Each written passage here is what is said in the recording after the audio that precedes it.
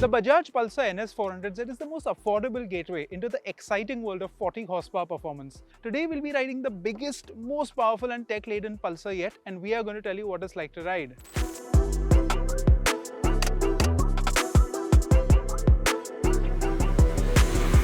Before we get into the nitty-gritty of the Pulsar NS 400Z, I find myself coming back to one question over and over again. How have Bajaj managed to price this thing so well?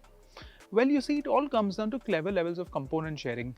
The main frame and the engine have been lifted straight off the Dominar. The overall design and the baseline bodywork is straight off the NS lineup. In fact, one of the reasons to equip this bike with a 140 section rear tire came down to cost saving.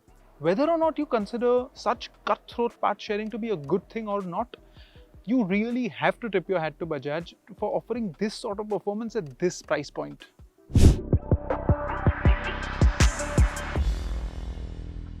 The big difference between the Pulsar NS 400Z and the Dominar is the weight. This bike is a whole 18 kilos lighter than the Dominar and it really feels it. It's a light, reactive and agile motorcycle and it's really fun in the twisty bits.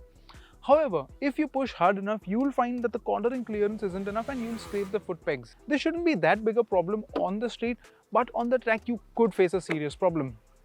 What I also would like is a stronger front brake. That axial Grimeca front caliper and the organic brake pads don't inspire a lot of confidence when you're pushing hard. To their credit, it's not that big a problem at low speeds and if you're riding sedately on the highway. During the press briefing, Bajaj made it clear that componentry isn't top shelf here, but that is one of the reasons that they've been able to achieve that tantalizingly low price tag. Whether or not this is a deal breaker for you is a question only a test ride will have the answer to. A big part of what makes the bike fun in the twisties is that engine. Yes, it's not the latest and greatest engine in the Bajaj universe, but that does not mean this 373cc motor has lost any of its potency.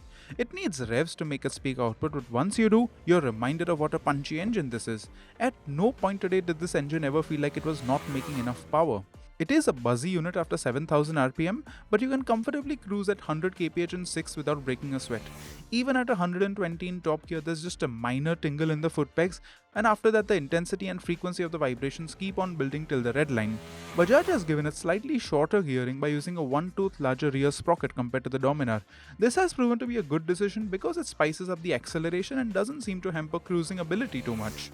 To sit on, the Pulsar NS 400Z is a comfy street fighter. Your torso is nearly upright with just an ever so slightly reach down to the tubular handlebar to keep things engaging.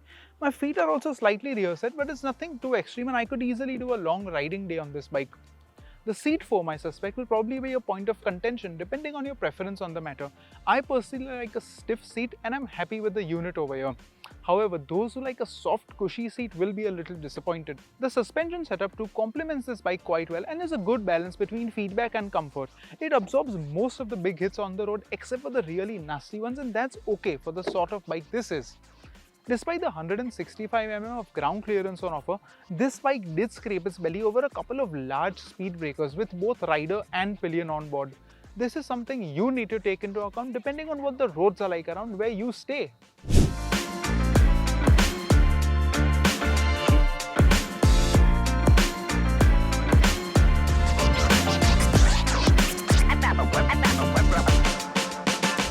Despite the drastically different riding experience to the Dominar, the Pulsar NS 400Z's design language does not break any new ground and carries forward that muscular, aggressive stance of the NS lineup.